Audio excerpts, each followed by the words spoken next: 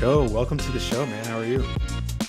Wellington, dude, it's awesome to be here. I feel like we've been, chatting here on and off on Twitter, and so it's nice to like see your face and hear your voice, and so I'm stoked to be here. Thank you, man. Yeah, I'm slowly like getting Twitter acquaintances to be friends by just like inviting them to my podcast. It's like that's my way of befriending them. It's like, hey, come on to the show, we'll have a casual conversation, and then afterward we can, obviously become closer friends, after that. But yeah, no, Oh I yeah, really, really appreciate it. yeah. No, I feel like I've definitely heard that from other podcast creators as well. As like, podcast is a great way to catch friends, if you will.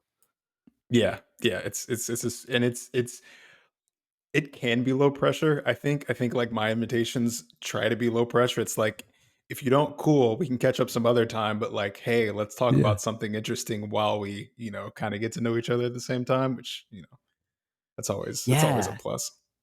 No, I mean, it would be like if we were both in the same city and you're like, "Yo, let's grab coffee or tea or Yeah. like a beer or something," and then we just Yeah. recorded it.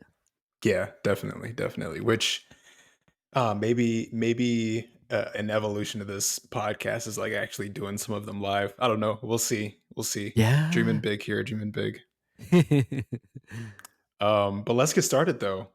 So just give me like a 1,000 foot view, 10,000 foot view on, your career so far and what you've been up to. Yeah, totally. So for those who don't know, my name's Joe Previte. I'm an engineer based out of Scottsdale, Arizona. And yeah, the kind of 10-foot view of my career is I went to college and I studied languages like Spanish, Portuguese, Italian, originally thinking that I was going to work in academia and teach maybe Spanish, at a local university in the US. And I started down that path. I graduated college in 2016, immediately jumped into a master's program in Italian linguistics at Cal State Long Beach.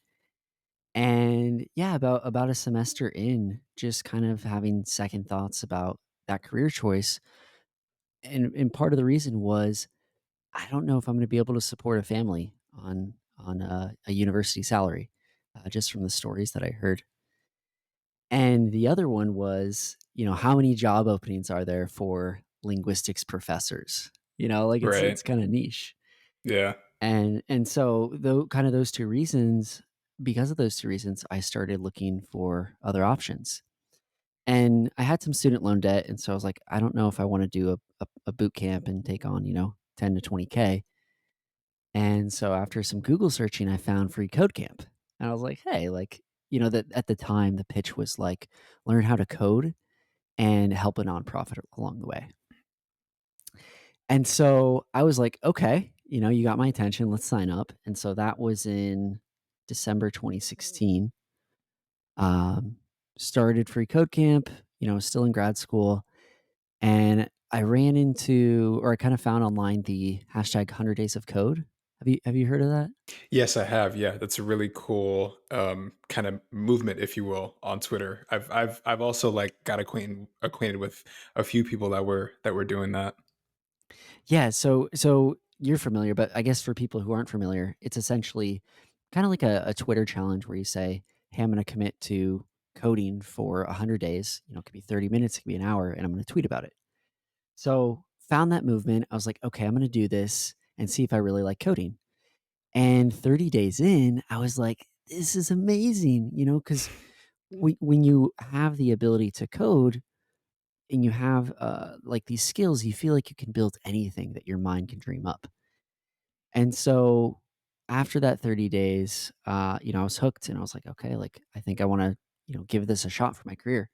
So I told my professor, my academic advisor, like, hey, I'm going to drop out of the program after this semester. So I kept doing free code camp. And that summer, I got my first paid gig coding, and it was an internship for a WordPress agency based out of Arizona. And I was remote at the time, but he offered me the position, assuming that after that summer I would move back to Arizona and be in person. And so yeah, I did that. Didn't pan out. to a full-time job, unfortunately. But later, I took another job. I kept coding. Um, I worked at a company in Arizona. I worked at an agency remotely. I worked at Facebook.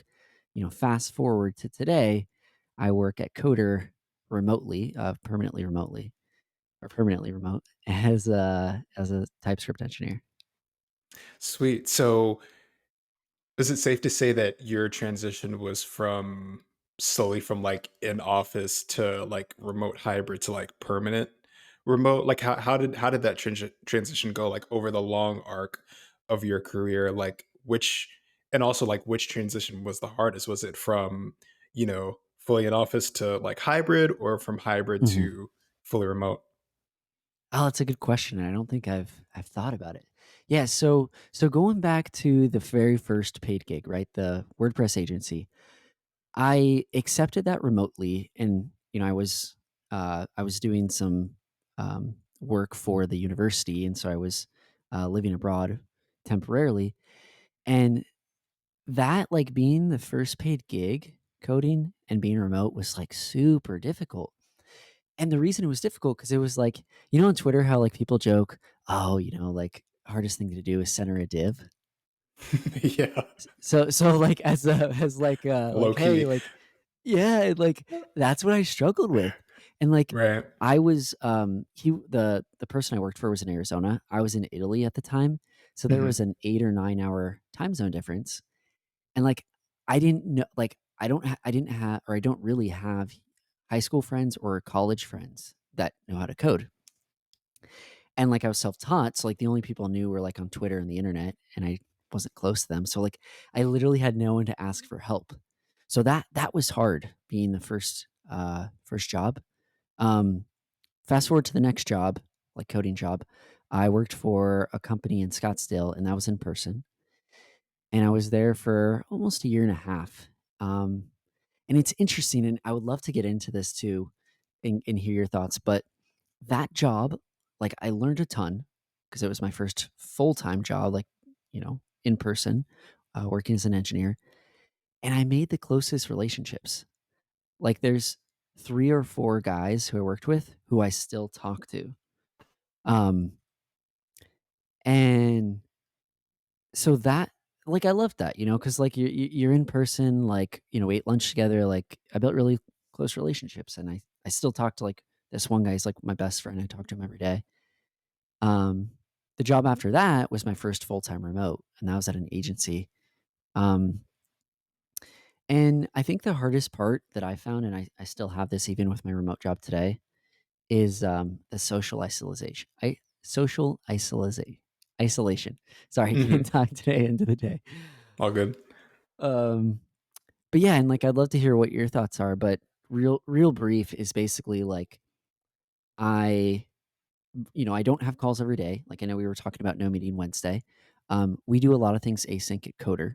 So there are days where like I don't hear a voice or I don't see a face, if we only do an audio call. Um, and I don't know about you. I would say maybe you're an extroverted person from our interactions, maybe not. Um, but I'm the type of person where I need a little bit of that like interaction with friends or coworkers or whoever in person. It gives me a little bit of energy. Um, so that's so I don't know. I'm rambling a little bit, but I'd love to hear your thoughts on that. Yeah, no, that's really interesting. So I think like the first bit of that working in office, right, and like creating those close relationships. I think for me personally, I've never experienced that. Although I've had jobs where I've worked, in office. I think the very Yeah. first job where I started to develop like close relationships with people that I still speak to today, even though I don't work with them anymore, was actually a fully remote job and it was doing consulting. But Okay. where I think the relationships were built was that because I was consulting, there was some travel involved. I would travel with my team, obviously on site to different, you know, um, organizations, factories, things like that. And so, we would go to restaurants, we would go on site, we would do this and that together, like as a unit. And so, obviously, that can cultivate, a really strong bond, especially if you are on multiple projects over a long period of time together. Right. And so, I think that for me was the very first job where I started to really kind of like cultivate those relationships. And it so happens that it was like a fully remote job with the twist of like traveling and, being with that team. So maybe you can call it hybrid in that sense. But yeah, in office work for me never really hit like that. I think because I only ever had like one job that was in office. The rest of my jobs have been remote. So Yeah, yeah, yeah, it's kind of that's a little wrinkle, I guess. But to your point about the social isolation, yeah. um, I feel the same way, but it's a little bit less intense for me because the company that I work at now is like it's fully async, fully remote. Like the headquarters are in New York. I obviously live in Atlanta, Georgia. But we use Zoom a ton, and I'm a tech lead of a product at the company, and so I speak with my product manager multiple times a day, like pretty Yeah, much on the hour, every hour, right? Like I'm pretty sure like you understand that. So like yeah. that sort of like socialization is like constant for me. Um, but I could imagine for an engineer who's more like strictly an IC, like Mhm. they probably don't really socialize as much. Although we do have like kind of like outside of work, like social interactions and things like that through Zoom and stuff, just to kind of keep keep the company kind of like somewhat tight knit, or try to be at least. But I think you were like about to bring something up though. Yeah, no, that's funny because you can't see my face because I have my camera off, Yeah. but you still, like, read into that because I was like, Mm. well, because 'cause I'm curious, do you talk to your coworkers outside of work? So I do, but only currently. So sometimes, so okay, so this is really interesting. So the way that Mhm. I was kind of like recruited to my current company is that one of the co-founders reached out to me on Twitter, and so I had known him personally before joining the company, and so although I don't speak with him all the time, like I have his number, I can text him, we can chat. So like occasionally we do.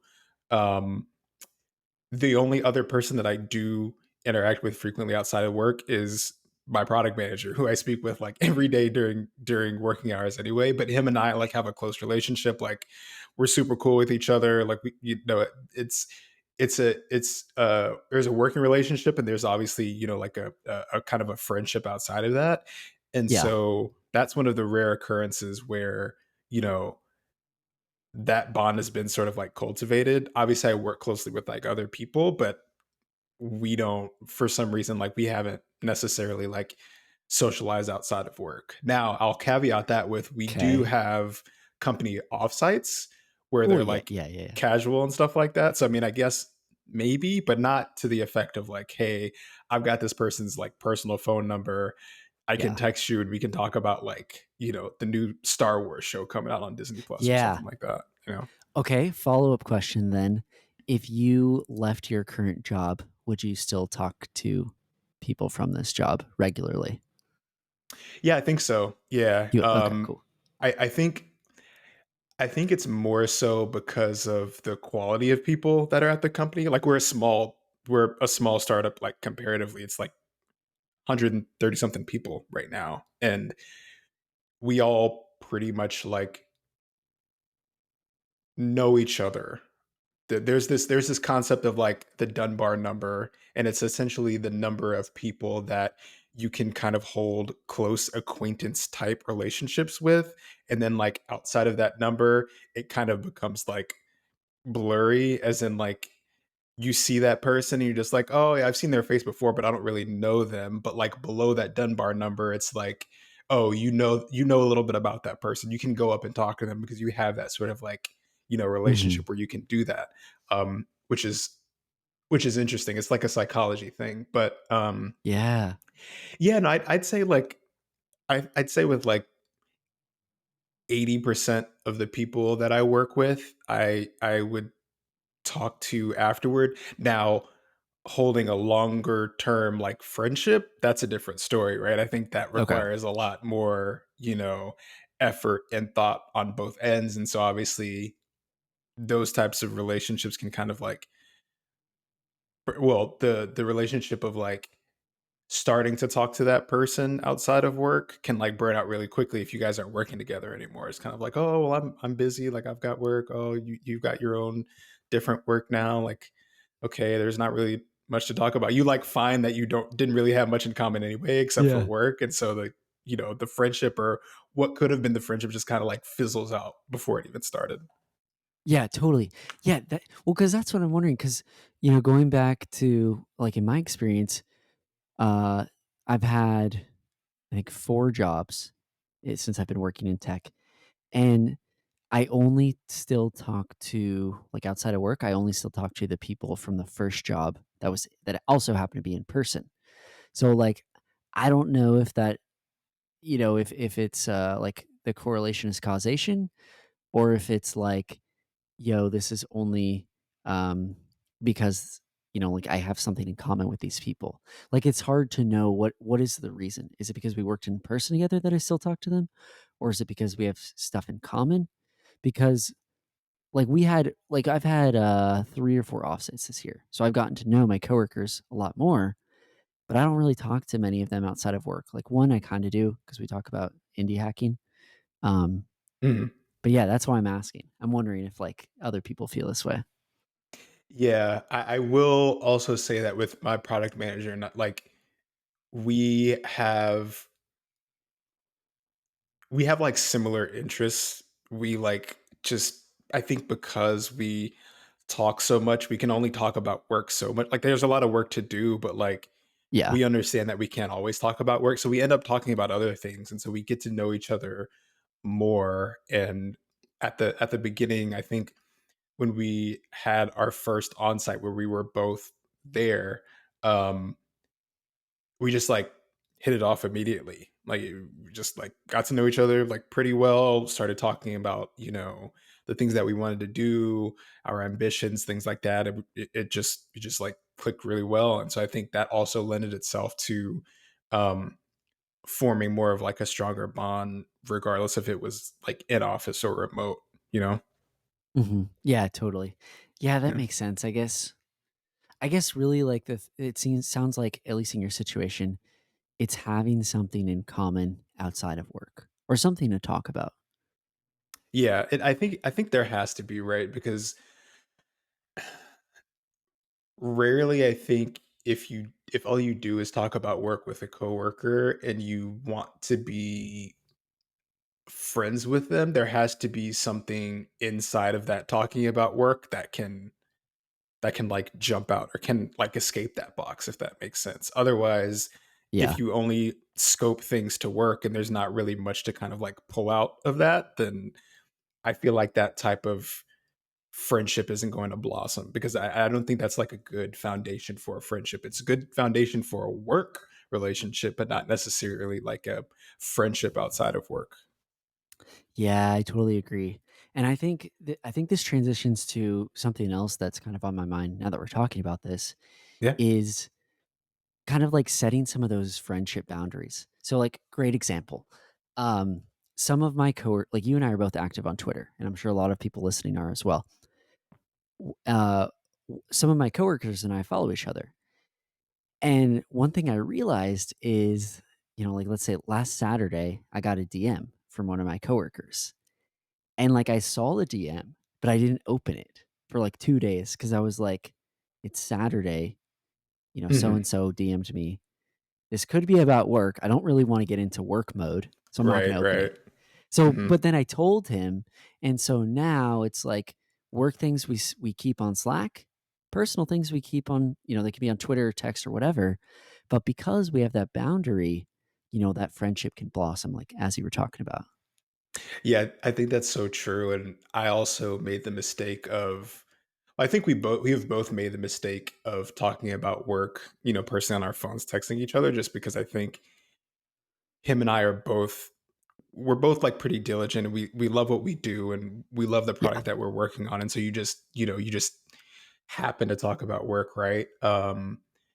And I think that's pretty much stopped now. It wasn't intentional. It wasn't an explicit kind of like ping from either of us. It was just we kind of stopped doing it, and now I just text him pictures of my new fridge that I got like a couple days ago because that's casual. It's like, hey, I got this new Yeah. fridge from Home Depot. Like, look how shiny it is because I had a really terrible fridge from like the '90s beforehand, and so it's just like, Oh my heck gosh. yeah, dude, I'm gonna go buy a new smoker in like a couple of weeks, and we just talk about that stuff now. So Yeah. it's like, I don't know. Sometimes it miraculously happens where those boundaries come up, but sometimes you do Yeah. have to, put those down like explicitly and say, hey, like I would prefer us to talk about, casual stuff. I'd prefer to talk about, House of Dragons Yeah. aside from like work stuff.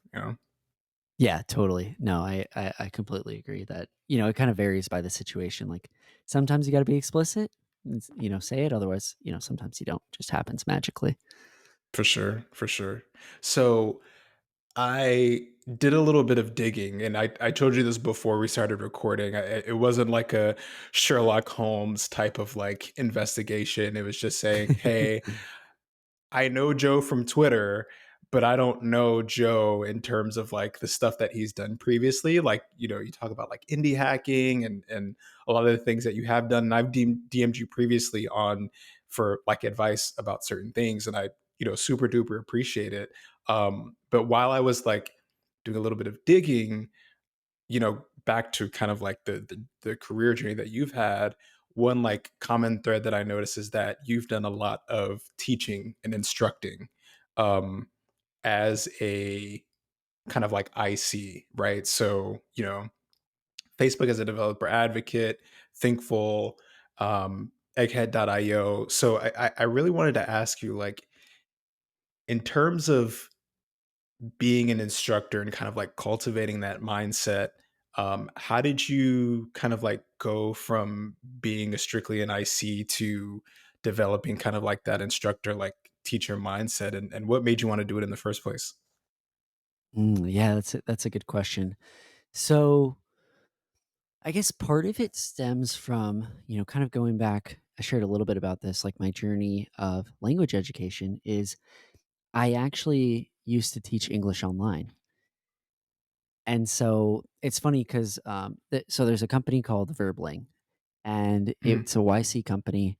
I think it was like YC 11 maybe. And I worked for them in high school doing like website administrator stuff, like more like QA, I guess would be a better way to describe it. But anyways, yeah. So I used to work for them and used to teach online, and I originally wanted to get into foreign language education because I love teaching. Like I think it's so fun to learn and help other people learn things. And so I kind of carried part of that over into tech. Like once I started feeling confident as an IC, I was like, you know what? Like I want to help other people learn.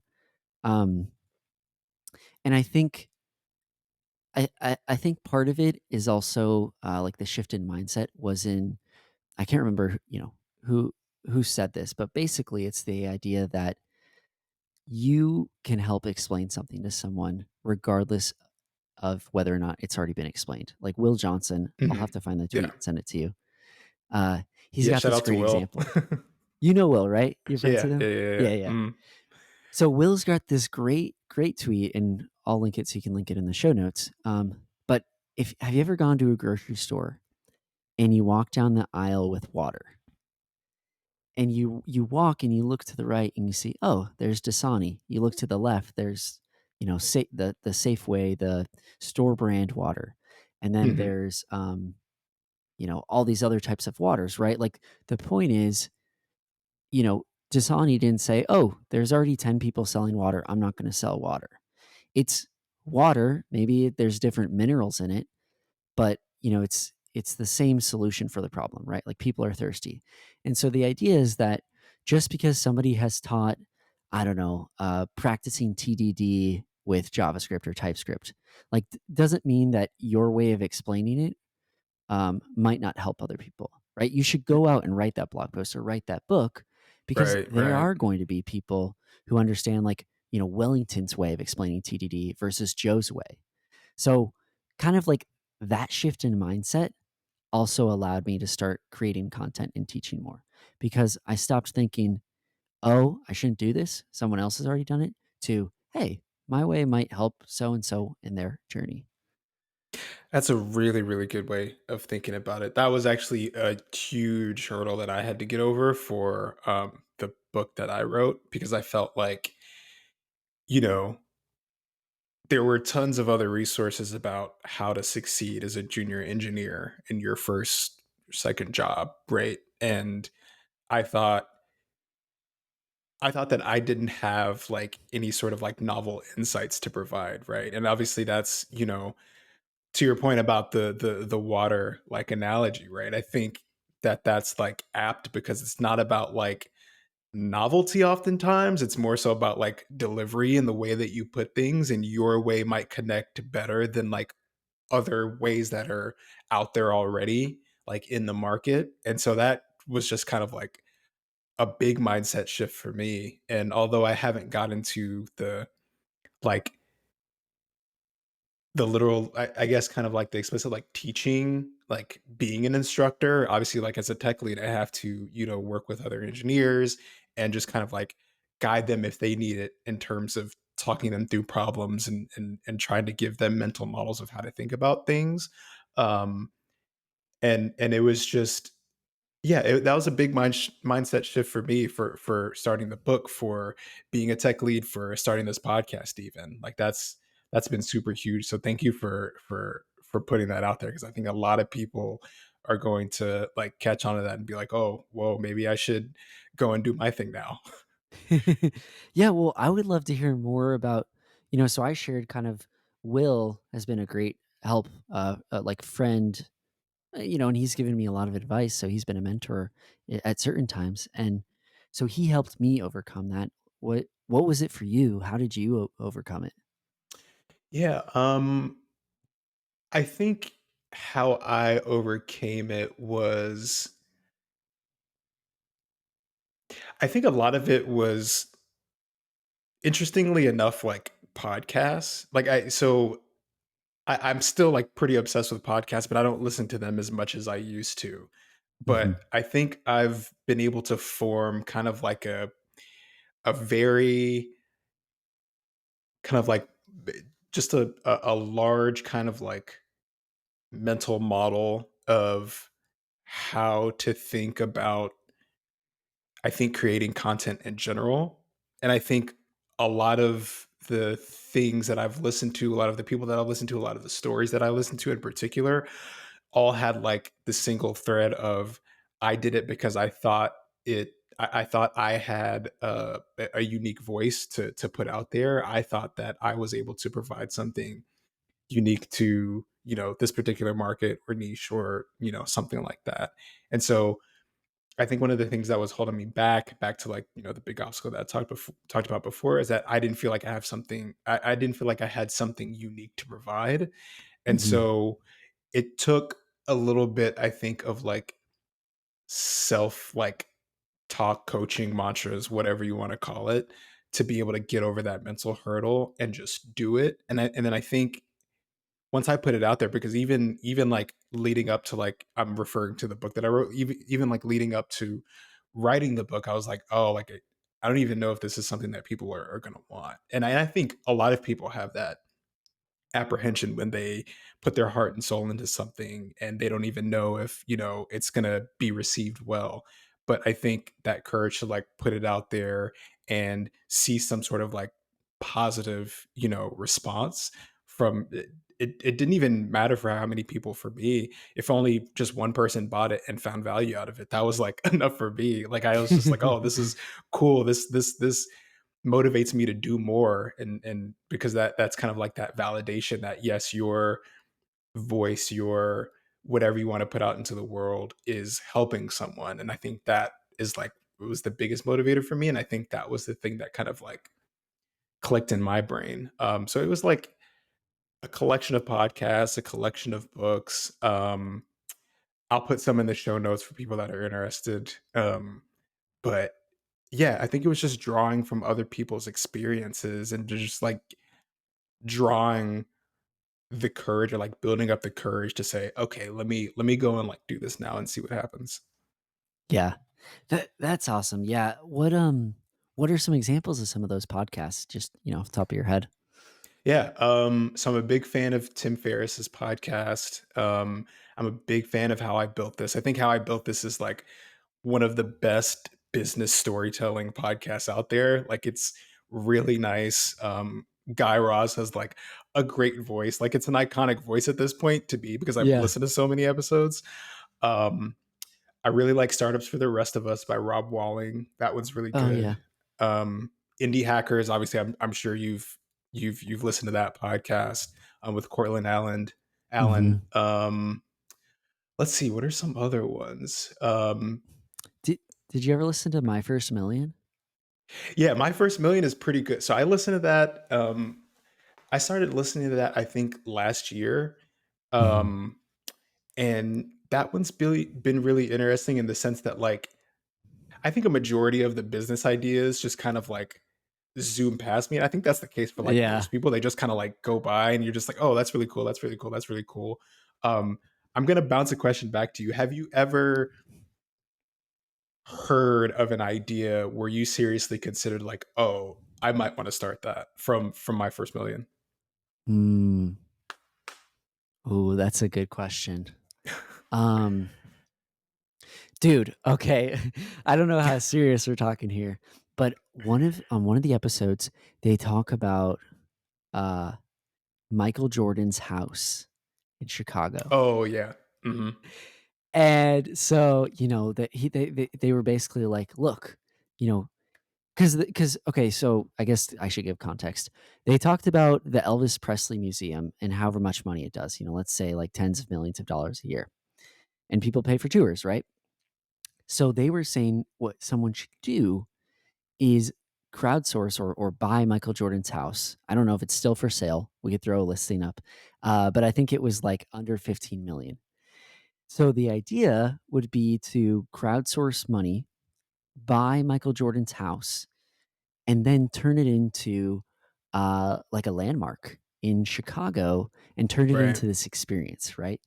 So, I don't know how serious we're talking, but I texted one of my friends who's getting his MBA and was like, I was because he used to, my best friend, he used to raise money for a nonprofit. Like that was his Mm, job for like 5 years before his MBA. So I texted okay. him seriously. I was like, what was the largest check you ever got for raising money?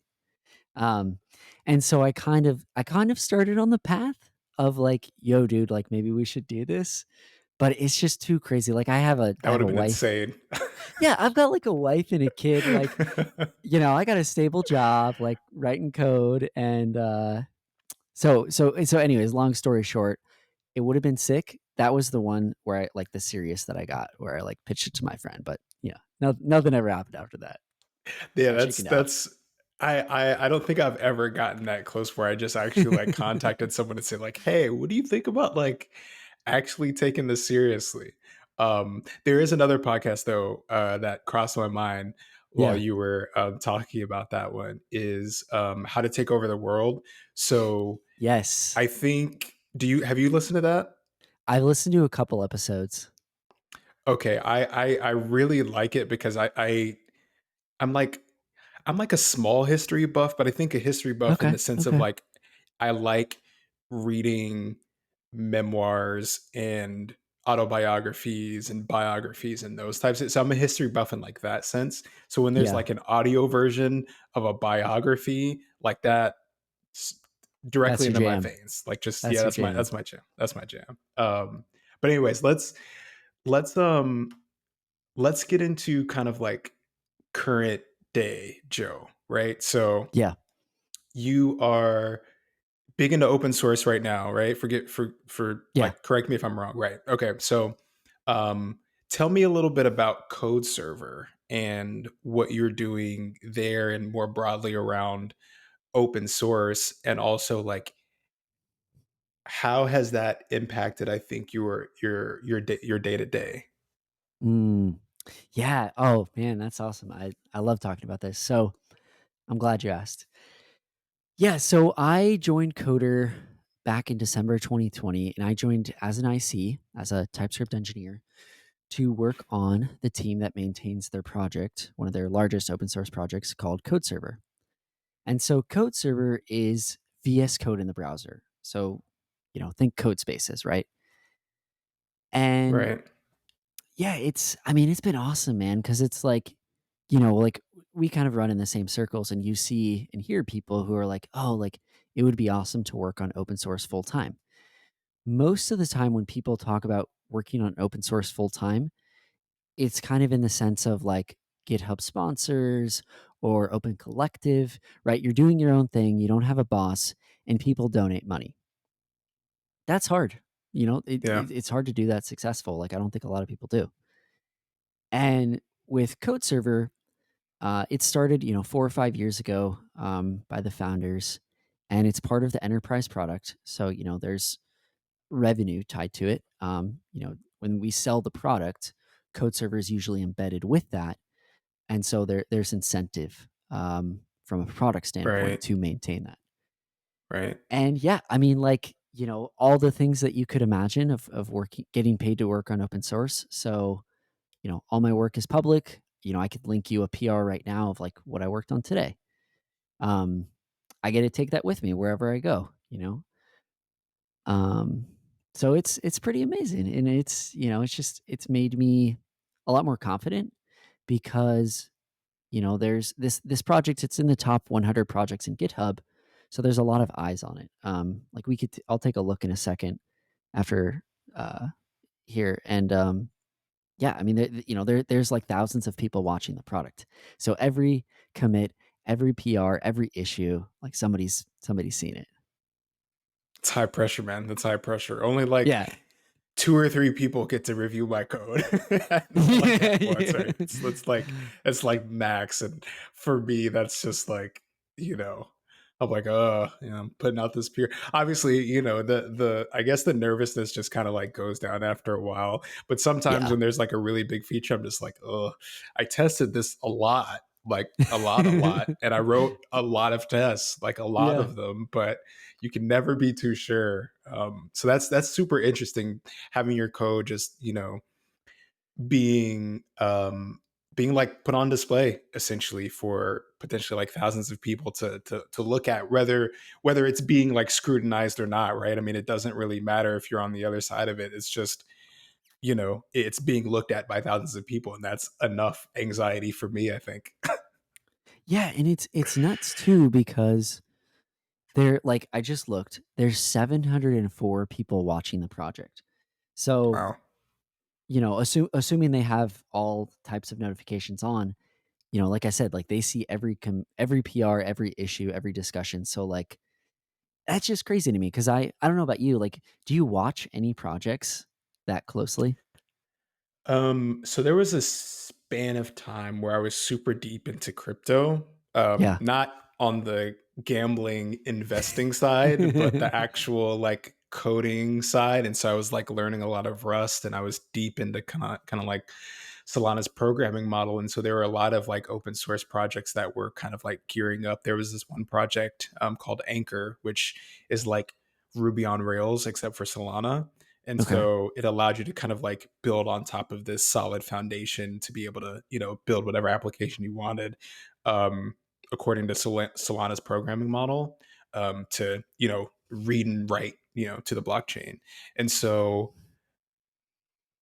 that was something, I think I think I only ever watched that project, honestly, because I was building something with that and they were updating like crazy. So if there was like a breaking change, I then had to go and like, fix 2 or 3 projects that I was working on. Um, Oof. but yeah, I don't know, like in the software engineering world, for those that are listening and aren't too familiar, like if you're watching a project, that means you're invested in it in some way. There's like starring it, but then there's also like Yeah. watching it, which is, a little bit different, a little bit more involved. Yeah, it's like drinking from the fire hose for that project. It would be like subscribing to every email, internal email of a company or Right, like every right. Slack channel, right? Like you get every notification. So, yeah, it blows my mind when I see that like people are watching this.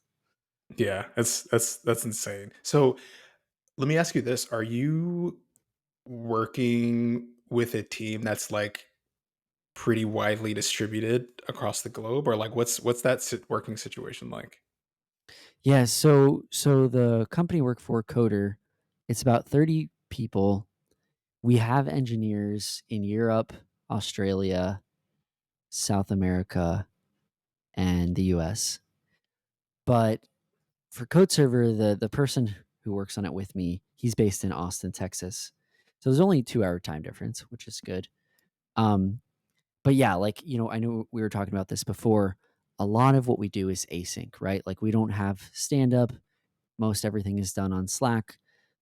We occasionally have some like Zoom chats, but it's like maybe 1 or 2 a week. Got it, got it. Yeah, I think that's pretty in line with how we do it at work, except I think we have a lot more like synchronous chats because there's a lot of information that goes around in Slack that can get like lost or, Yeah. somewhat misinterpreted. And so it kind of necessitates having some synchronous meetings and having like some significant volume of those throughout the week. I try to keep my meetings low throughout the week, but fires come up and you got to put them out, right? So Yeah. there's that whole aspect. So I'm super, super interested, and I think this is the last, like, big piece that I saw, and I was just like, "Okay, I wanna talk to Joe about this," Yeah. is your course, TypeScript course. So, I've tried multiple times to get into TypeScript, and I don't think it's necessarily because of the language itself. I think it was more so because I couldn't necessarily find an application I couldn't build with the current language that I'm using, Ruby, that Hmm. I could then go and do it with TypeScript, right? So I'll give you an example. Like I'm currently spending a lot of time learning Elixir because it's just a completely different way of thinking about programming. It's a functional programming language. Ruby, TypeScript, a lot of other popular programming languages are object oriented. I'm speaking to the audience here right now. And so that like differentiation, Elixir versus Ruby, is like good for me because then I can like go off and learn something completely new with Elixir and leave Ruby at work. But with like learning TypeScript, it was kind of like learning more of the same type of like high Yeah. level design patterns. And so I was just like, I was super demotivated to learn TypeScript, but I love TypeScript. I think it's an awesome language. So I really, really want to hear about this course, your journey through making it and, releasing it and kind of like the ups and downs there. Yeah, totally. Yeah, so I guess I can share a little bit about journey into TypeScript. Um, I guess, the first job that I had where I used TypeScript was working at an agency called EchoBind. And the default stack for that company was React and TypeScript on the front end, React Native and TypeScript for mobile, and then Node, GraphQL, and TypeScript on the back end. And at that job, we had an interesting kind of benefit or perk, I guess. What it was called investment time. And so we would do 32 hours of billable work, and then you would have 8 hours a week of investment time. So that could be, like one-on-ones or whatever. It could be building small projects like internal things. It could be contributing to open source. It could be learning a new language like Elixir or TypeScript. And at the time, I was like, like I want to I want to learn TypeScript and get good at it. So I said, okay, like my goal is going to be the in-house TypeScript expert. And so that as kind of that's kind of where this whole journey started, right? Of like deciding I want to get good at TypeScript, spending 3 months going deep. I wrote a bunch of articles, and that actually led to my job at Coder. Um, and so, anyways, the where I'm at right now, the TypeScript course, it's kind of been a year in the making, and it started with a talk that I gave at GitHub Universe last year. And so the talk was about like migrating a project from JS to TypeScript. And the cool thing about that talk, or why I was excited about it, was because I found an old JavaScript project from like 6 years ago that, like, hadn't been touched. Oh, And wow. it was like one file, and I was like, "Okay, like, we're gonna take this and we're gonna migrate it to TypeScript." And so that was what my talk was based on. And so that kind of kicked off this course, which has now expanded to 3 modules. The first is migrating a project to TypeScript. The second is building a project from scratch and publishing that code as a module on npm. And then the last one is learning how to navigate a code base using open source.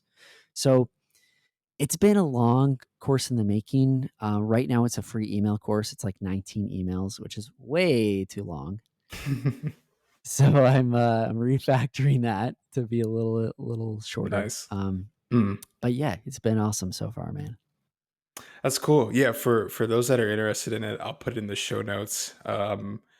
I like I said, I think deep down, like when I get the motivation to actually learn TypeScript, this is the first thing that I'm hitting is this right here. Because I've like started up and then stopped, started up and then stopped, started up and then stopped so many times with TypeScript. It's like I know enough to know that it's cool to learn and it's a great language, but I just haven't gotten past whatever that like roadblock is to actually like get into the groove, right? And so I think like, you know, being able to learn something in repetition like that, but like consistently, like a 90 days thing would be like Yeah. amazing. Would be like an amazing project. Like I'm coincidentally I'm doing 90 days of Elixir right now. And so I'm not tweeting What? about it every day, but I tweet like some days like, oh, I hit like day two. I think I'm on like day 33 or something like that. Okay. Um and it's been going really well. Like I really, really like the language. I think I want to build something with it. I don't know yet, but we'll see what happens. Um but Dude, thank you for that's sick. sharing with me about the project in general because I know like sometimes some people aren't really forthcoming with the stuff that they're like building on and they don't feel like it's like ready yet, but Yeah. it's sometimes it's a hit or miss with some people, and I'm glad you were able to share it. Yeah, no, no, I appreciate you asking because it's something I'm excited about. So, it's fun to talk to or talk about. Yeah, But I want to go back to you learning Elixir because, like, sure. again, like I'm working on a course that's about learning a language.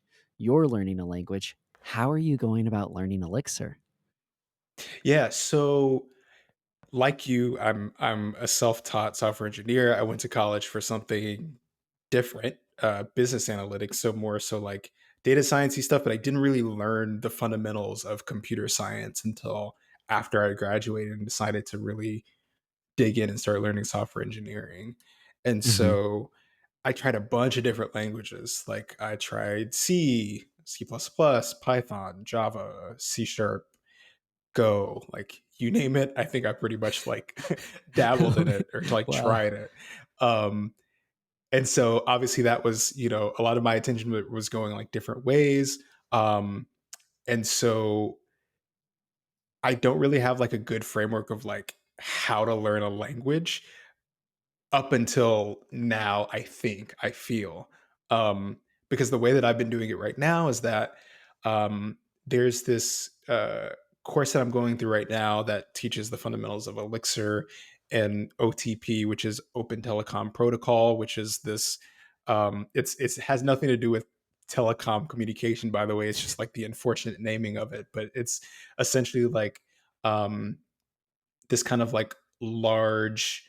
Uh, code base built in Erlang, which Okay. is like battle tested, has been used for like 20 plus years, but it there's a lot of like primitives for like server to server interactions and kind of like higher level things that you can do um, on your computer.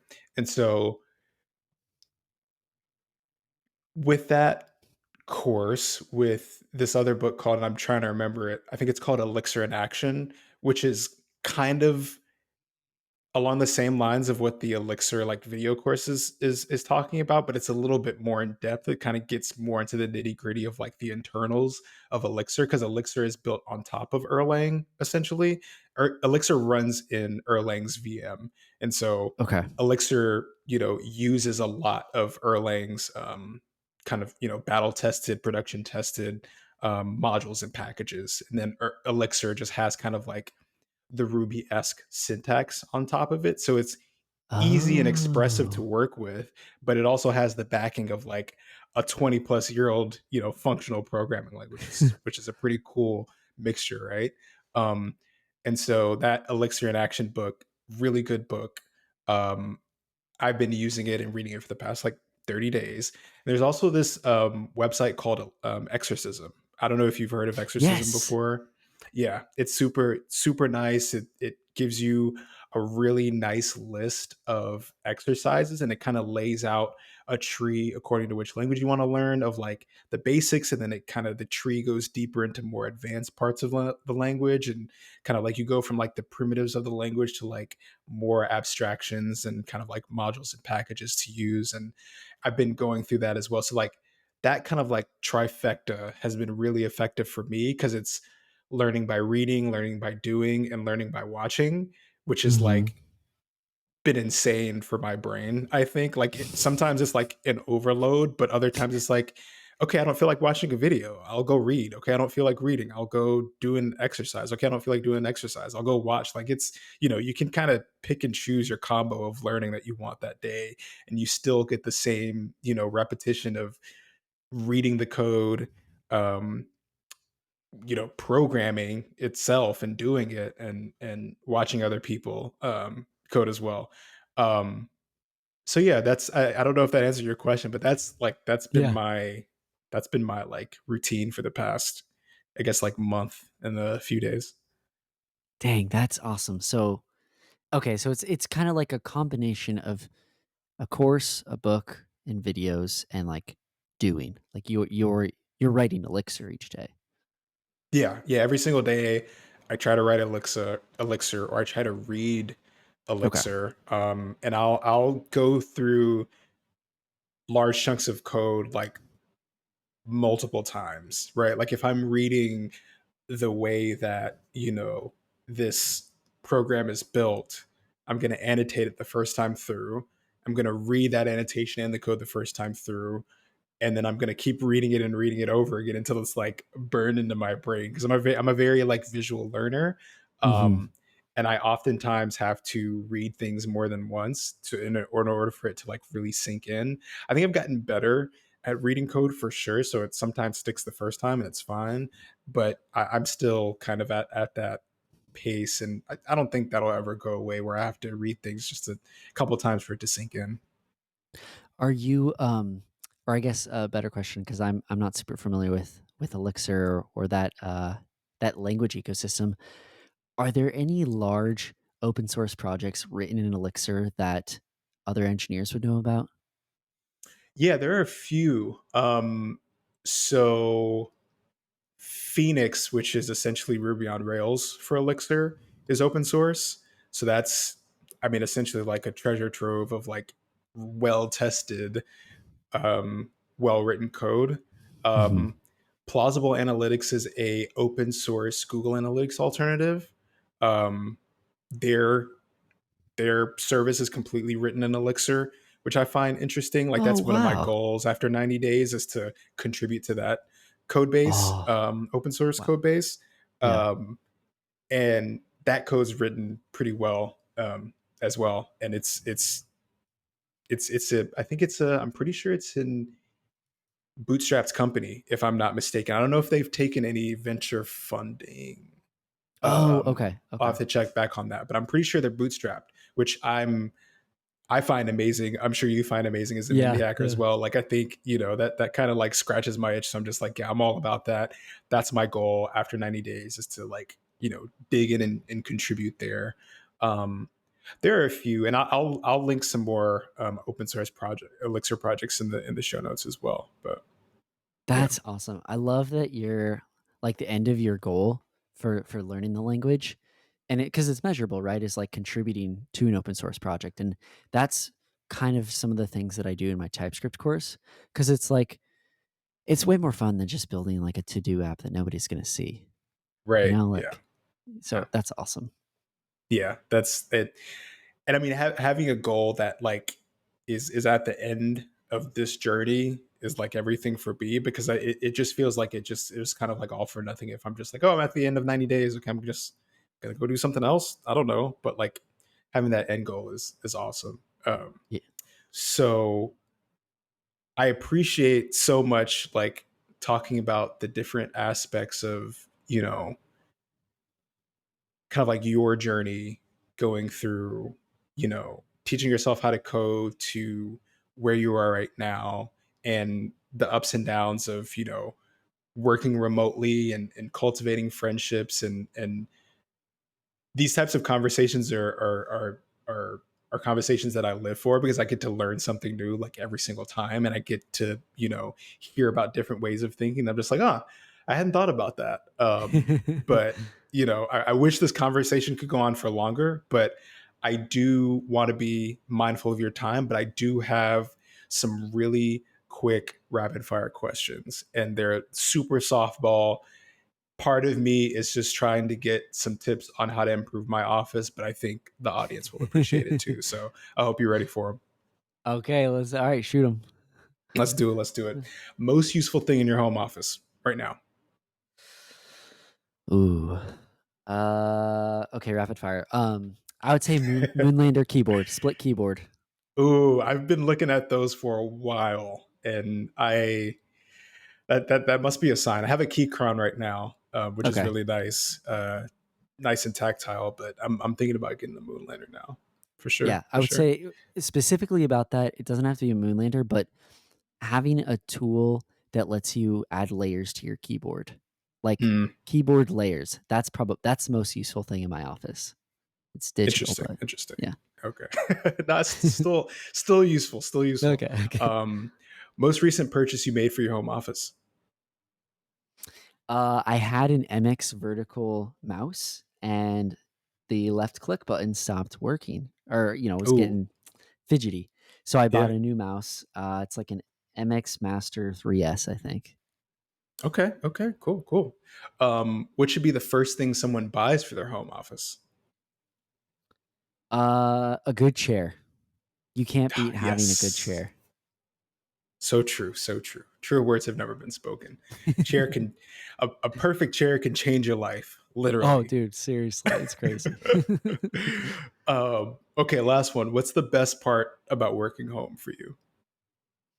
Dude, honestly, the best part of working from home is, if you have, I don't know, if you have kids, dogs, or if you're just alone, but like being able to take breaks. And for me, that means like stepping out of my office and, seeing my daughter who's 11 months. So that's the best part. Yeah, can't beat the access, man. You can't beat the access. Yeah. Yeah, yeah. Well, Joe, it was great talking to you. Who knows? We might have a part two. I feel like there's a multitude of things we could talk about, but I Yeah. really appreciate your time, and you take care.